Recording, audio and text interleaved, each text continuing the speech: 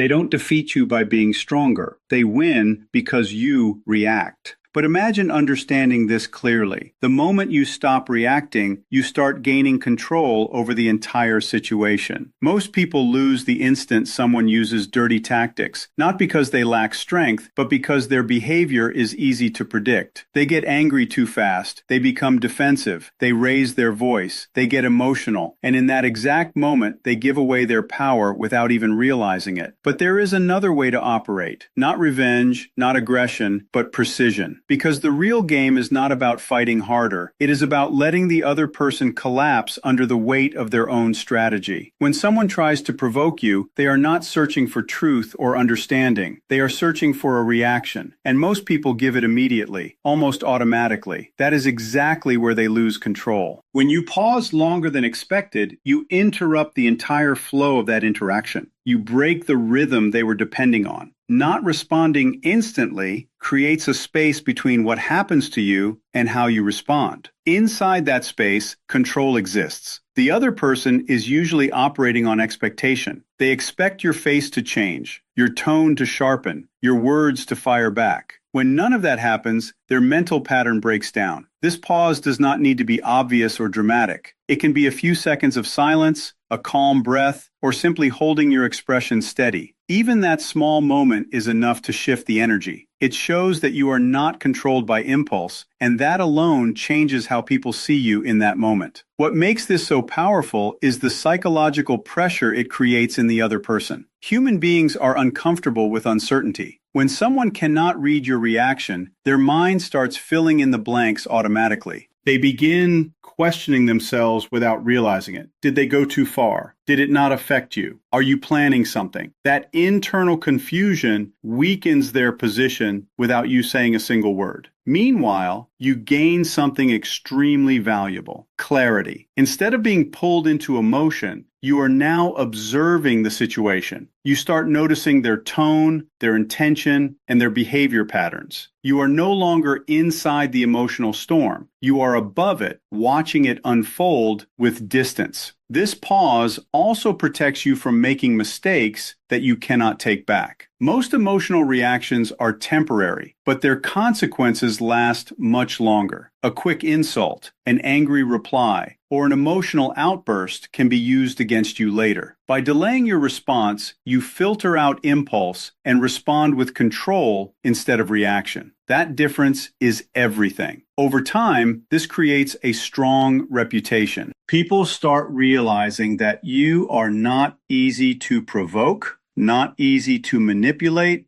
and not someone who reacts without thinking. That reputation itself becomes a form of protection. Many people will not even attempt to push your buttons because they already expect nothing predictable in return. Consistency is what strengthens this effect. One calm response might surprise someone, but repeated calm responses rewire how they deal with you. They begin to understand that their usual tactics do not produce the result they want. And when someone cannot influence your emotions anymore, they lose a major part of their control over you. When someone approaches you with intensity, raised voice, sharp tone, or aggressive energy, their goal is simple. They want to pull you into their emotional state. Most people fall into this trap without thinking. They match the energy. They get louder, faster, and more reactive. That is exactly where control is lost. Lowering your emotional intensity completely changes that dynamic. Instead of meeting heat with more heat, you deliberately slow everything down. Your voice becomes calmer, your movements more steady, your breathing controlled. This is not weakness or passivity. It is controlled contrast. And contrast is what shifts power in interactions. Emotion spreads easily from one person to another. When one person escalates, the other usually follows. But when one person refuses to escalate, it creates imbalance in the interaction. The aggressive person expects resistance or emotional reaction. When they do not receive it, their energy has nowhere to land. It starts feeling excessive, even uncomfortable for them. At that point, they begin to feel exposed. You have not attacked them, but their behavior is now standing alone without support.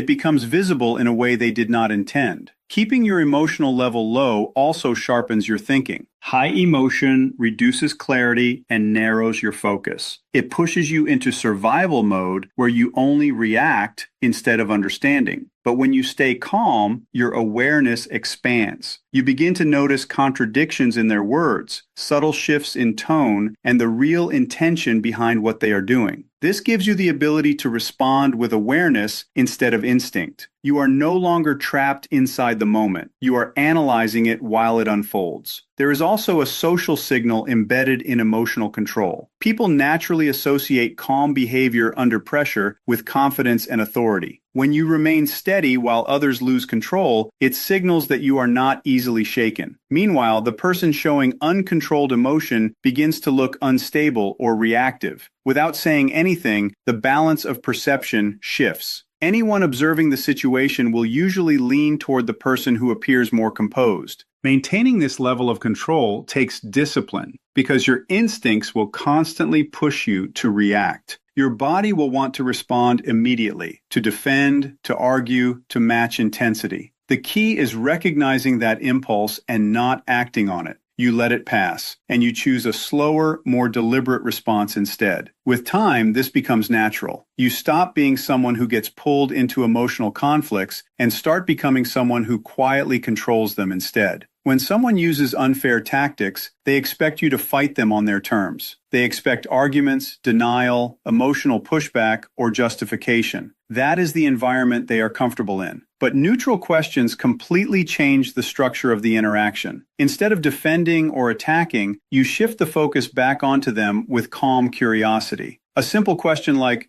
"What made you say that?" or "Why do you see it that way?" forces them to step out of attack mode and into explanation mode. And explanation is where people become less stable and more exposed. The power of neutral questioning lies in tone. It is not aggressive, not sarcastic, not emotional. It sounds genuinely curious, even if it is strategic. That neutrality removes resistance because there is nothing obvious to fight against. If you attack, they defend. If you react emotionally, they escalate. But if you calmly ask, they pause. Their thinking shifts from automatic reaction to conscious effort. That interruption breaks their momentum completely. Most people who use manipulation rely on speed and pressure. They want you reacting fast so you do not have time to think. A calm question slows everything down. Now they have to justify their behavior on the spot, and often they are not prepared for that. Their plan was built on provoking you, not explaining themselves. As they try to respond, gaps start appearing. Their story may shift, their tone may change, or they may become defensive without realizing it. This is where their strategy weakens naturally. At the same time, the control of the conversation begins to shift. The person asking questions becomes the one guiding the direction. You are no longer trapped in defense. You are steering the interaction. Each question quietly places them under light pressure to explain their actions. The more they talk, the more information they reveal. Not just about the situation, but about their intentions and mindset. Meanwhile, you are collecting clarity instead of reacting emotionally. This approach requires patience and calm delivery. The question must come from control, not hidden frustration. Your tone, timing, and body language all support the effect. When used consistently, people start realizing that trying to corner you only results in them exposing themselves. Over time, this changes how people approach you entirely. People who use dirty tactics are not truly improvising. They are following a mental script. That script depends on prediction. They expect you to react in certain ways. Anger, defense, justification, emotional reaction. Every move they make is designed around triggering that predictable response. Breaking that script means refusing to follow their expected pattern. When your response does not match their expectation, their entire structure collapses. The brain depends heavily on patterns to function efficiently. When a pattern is disrupted, there is a moment of confusion. That moment is where control shifts. If they expect anger and you respond with calm neutrality, their mind pauses to recalibrate. If they expect denial and you respond with quiet acceptance of part of their statement, they lose direction. This is not about randomness. It is about controlled unpredictability. Your response stays grounded, but it does not follow the exact emotional path they planned for you. Even a simple response like, "That's an interesting way to look at it," can completely change the direction of the moment because it removes emotional fuel and forces the situation to slow down. That small shift changes the entire direction of the interaction. Now they are unsure whether to push harder, explain themselves, or step back. Breaking the script also reveals the intention behind their behavior. When the response they were expecting does not appear, their next move often exposes more than their first one. They might become more intense, showing irritation. They might soften and try a different tone, or they may pause completely, which shows a lack of confidence in what they were doing. Each of these reactions gives you insight into their mindset while you stay composed. There is also a psychological imbalance created here. They entered the interaction thinking they were prepared and in control. When the expected script breaks, that feeling of control starts to weaken. At the same time, you appear steady and unaffected. This contrast quietly shifts the power dynamic without any direct conflict or argument. Doing this well requires awareness. You need to notice the pattern they are trying to pull you into and consciously decide not to follow it. That awareness, combined with a controlled response, allows you to reshape the interaction in real time. Over time, people who rely on predictable pressure or manipulation start to avoid using it on you because it no longer guarantees the result they expect. When you hold eye contact a little longer than normal, you are not just looking at someone. You are communicating calm control without speaking. Most people naturally break eye contact quickly in tense situations because it reduces discomfort. So when you maintain it slightly longer, you create a subtle pressure. It is not aggressive or hostile, but it is enough to make the other person more aware of themselves. Eye contact works deeply on instinct. Humans are naturally sensitive to eyes because they reveal intention and emotion. A calm, steady gaze often signals confidence and presence. But when that gaze continues just beyond the usual social limit, it creates a small question in the other person's mind. They begin to wonder what you are thinking, whether you are noticing something they are hiding, or whether you already understand more than they expected. That internal uncertainty weakens their sense of control, especially if they came into the interaction expecting to dominate it. The key is not intensity, but balance. If the gaze becomes too sharp or forceful, it can create tension or resistance. But when it is calm, steady, and paired with a neutral expression, the effect is different. You are not challenging them, you are simply observing them. Being observed without emotional reaction often makes people uncomfortable. They lose the ability to clearly read your thoughts or emotions, so their behavior starts to adjust. You may notice small signs like shifting posture, looking away first, or changing tone of voice. These are subtle but important indicators that their internal state is changing. Holding eye contact also slows the pace of the interaction. Instead of quick back and forth reactions, there is a moment of silence. That silence is powerful because it prevents emotional rushing. It gives you space to think instead of reacting automatically. At the same time, it makes the other person sit in the moment longer than they are used to. When someone is forced to stay in that quiet space without getting an immediate reaction from you, their confidence can begin to fade slightly. There is also a silent message being communicated. You are not intimidated and you are not in a hurry. In many social situations, the person who appears least emotionally affected often holds the most influence. By maintaining steady eye contact with a calm face, you reinforce that presence without needing words. Over time, this becomes a quiet signal to others that they will not easily get emotional reactions or predictable responses from you. That alone can discourage manipulative behavior because such behavior depends heavily on predictability. Another powerful shift comes from delaying your response. When you do not reply immediately, you remove yourself from their timeline.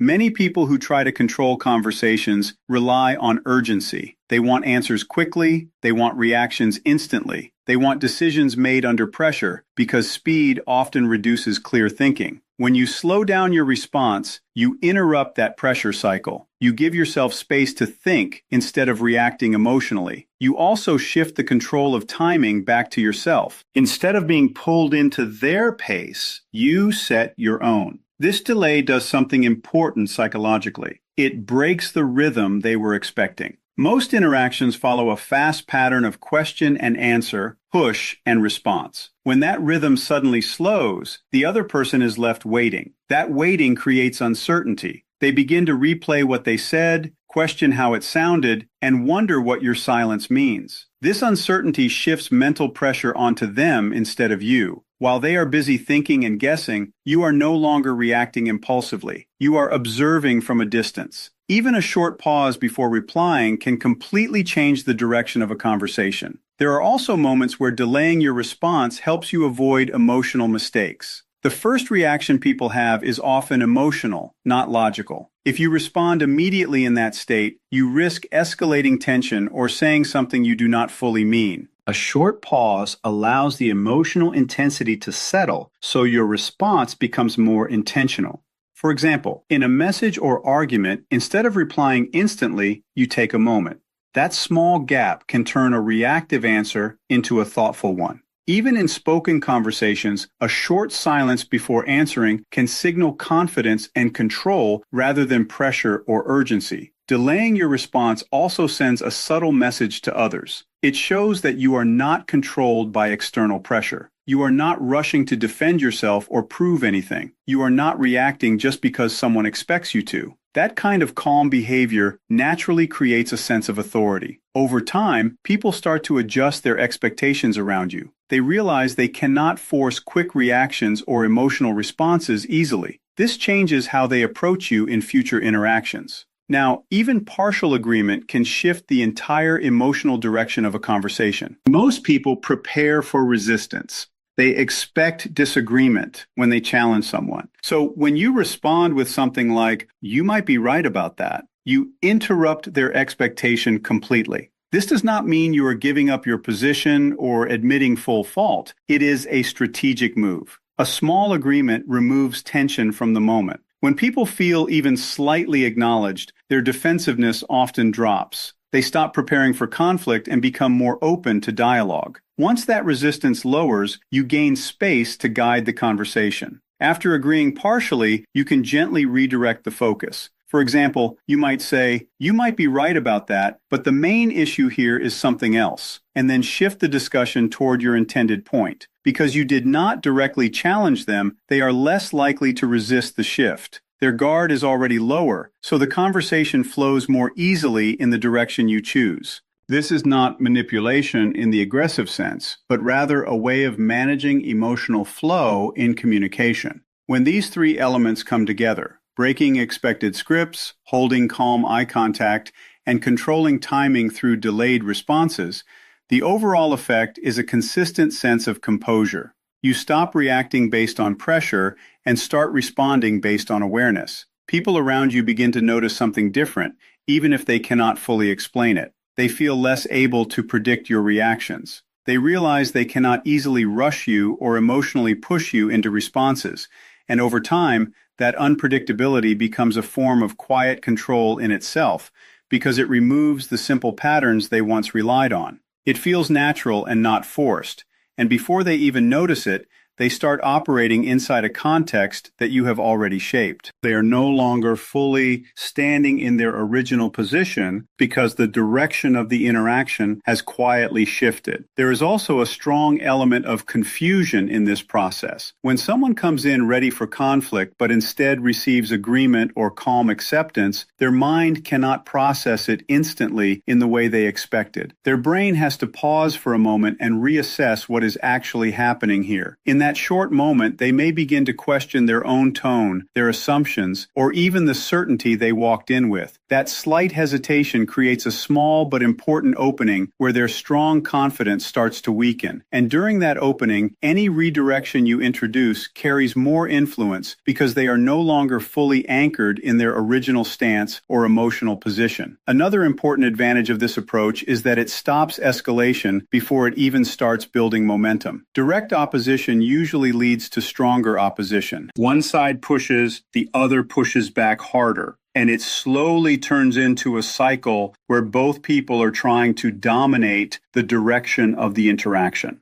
That kind of exchange increases intensity over time and reduces clarity on both sides. But when you choose to agree first or acknowledge their point calmly before shifting direction, you break that cycle early. You remove the fuel that keeps the argument growing. Instead of feeding resistance, you soften the interaction, and that allows you to keep control in a much quieter and more stable way. The situation stays controlled, measured, and contained within your influence instead of turning into a battle of reactions. This method also sends a strong signal of confidence without needing to say anything directly. When you are not threatened by someone's opinion, you don't feel the need to reject it immediately or fight against it. That calm acceptance shows emotional stability. And when you follow it with a subtle and intentional shift in direction, it demonstrates that you are not just reacting in the moment, but actually thinking ahead. You are processing more than just the surface of the conversation. Over time, people begin to notice something different about interacting with you. They realize that conversations with you don't follow a predictable pattern where they can easily push you into arguments or emotional reactions. Instead, they slowly find that the direction of the conversation changes in ways they didn't expect, often without them fully understanding how that shift happened. Detaching emotionally does not mean that you stop caring or that you become cold or distant. That is not the idea at all. It simply means that you stop allowing your immediate emotional reactions to control what you say or do in the moment. When someone is acting in a manipulative or aggressive way, their goal is often to trigger something inside you.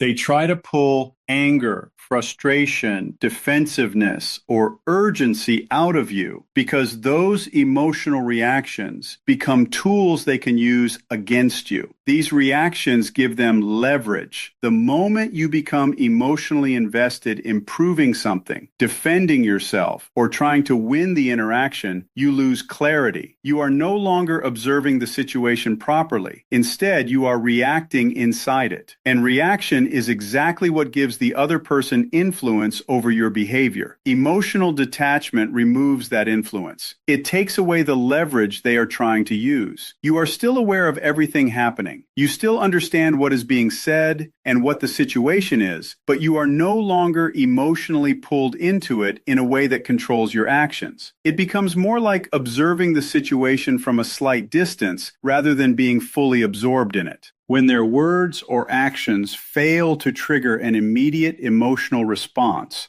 their main strategy loses power. They cannot guide or control your reactions through pressure if there is no emotional pressure point being activated. This creates a space between what they do and how you respond. And that space is extremely important because it is where your control actually exists. What makes emotional detachment even more powerful is how it shifts your internal priorities. Instead of focusing on winning the argument or proving the other person wrong, your attention starts moving toward outcomes and consequences. You begin to ask yourself more practical questions. Is this interaction even worth my energy? Does responding here improve anything for me? Would it be better to redirect this conversation, slow it down, or simply step away from it entirely? When emotions are high, these questions usually don't appear at all because the focus is narrowed into reaction. But when you are detached, you gain access to clarity. You are no longer trying to protect your ego in the moment. You are making decisions based on what actually benefits you in the longer run, not just what feels urgent right now. There is also a visible effect this has on the other person. When someone tries to provoke a reaction and consistently receives no emotional response, it creates imbalance in the interaction. At first, they may try harder. They may increase pressure, become more direct, or escalate their behavior because they expect that eventually something will trigger a reaction. But when even increased effort does not produce the emotional response they are looking for, frustration begins to build on their side. Their control over the situation starts to weaken. their behavior becomes less precise, less calculated, and more obvious. Meanwhile, you remain steady and consistent. That contrast alone shifts the power dynamic without any need for direct confrontation or aggression. Emotional detachment also protects your energy in a very real and practical way. Constant emotional involvement in every interaction is draining. It reduces mental clarity, weakens focus, and can even carry negative effects into other parts of your life outside the situation itself. When you are constantly reacting, you are spending energy in places where it does not produce anything valuable. By staying detached, you preserve that energy and keep it available for things that actually matter to you. You are no longer wasting it on every attempt someone makes to pull you into their emotional space. Instead, you are choosing where your attention and energy go. Developing this kind of control requires awareness first. You have to start noticing the exact moment when your emotional state begins to rise. That awareness is the key point. Once you notice it,